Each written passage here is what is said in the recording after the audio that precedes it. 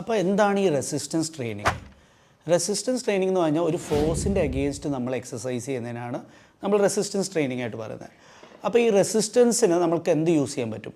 ഒന്ന് നമ്മുടെ തന്നെ വെയിറ്റ് റെസിസ്റ്റൻസ് ആയിട്ട് യൂസ് ചെയ്യാൻ പറ്റും. നമ്മൾ പുഷപ്പ് ചെയ്യുകയാണെങ്കിൽ, പുള്ളപ്പ് ചെയ്യുകയാണെങ്കിൽ, സ്ക്വാട്ട്സ് ചെയ്യുകയാണെങ്കിൽ. രണ്ടാമത്തേന്ന് പറഞ്ഞാൽ ഡംബിൾസ്, ഫ്രീ വെയ്റ്റ്സ്. അപ്പം പ്രത്യേകം ശ്രദ്ധിക്കേണ്ടത് പ്രായമുള്ള ആൾക്കാരാണെങ്കിൽ 60, 70 ആ വയസ്സുള്ള ആൾക്കാരാണെങ്കിൽ ചെറിയ വെയ്റ്റ്സിൽ സ്റ്റാർട്ട് ചെയ്യുക. മൂന്നാമത്തതാണ് നമ്മുടെ ഈ റെസിസ്റ്റൻസ് ബാൻഡ്സ് എന്ന് പറയും. അതായത് ആ സ്ട്രെച്ച് ചെയ്യുന്ന ബാൻഡുകൾ, അത് സേഫായിട്ടുള്ളതാണ്. നാലാമത്തതാണ് മെഷീൻസ്. അപ്പോൾ നിങ്ങൾ ജിമ്മിൽ പോയി വർക്കൗട്ട് ചെയ്യുന്നതാണെങ്കിൽ മെഷീൻസ് കുറച്ച് സേഫ് ആയിരിക്കും. വെയ്റ്റ്സ് വീഴാനുള്ള സാധ്യതയൊക്കെ വളരെ കുറവായിരിക്കും. അപ്പോൾ നിങ്ങൾക്കൊരു ട്രെയിനർ ഉണ്ടെങ്കിൽ അത് വളരെ യൂസ്ഫുൾ ആയിരിക്കും.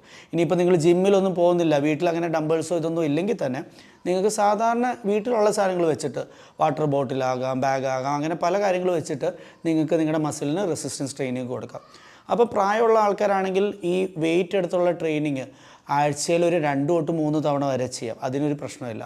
പിന്നെ ഒരു കാര്യം നിങ്ങളെല്ലാവരും മനസ്സിലാക്കേണ്ടത്, നിങ്ങൾക്ക് heart condition, neurological condition, joint issues ഉണ്ടെങ്കിൽ അതിൻ്റെ കൺസേൺ ഡോക്ടറായിട്ട് നിങ്ങൾ ആദ്യം ഇതിനെക്കുറിച്ച് സംസാരിക്കണം. എന്നിട്ട് വേണം നിങ്ങളൊരു പ്ലാൻ ഔട്ട് ചെയ്യാൻ. ഈ ആരോഗ്യ പ്രശ്നമൊക്കെ ഉള്ള ആണെങ്കിൽ എപ്പോഴും ഒരു ട്രെയിനറിൻ്റെ ഗൈഡൻസിൽ ചെയ്യുന്നതായിരിക്കും എന്തുകൊണ്ടും നല്ലത്.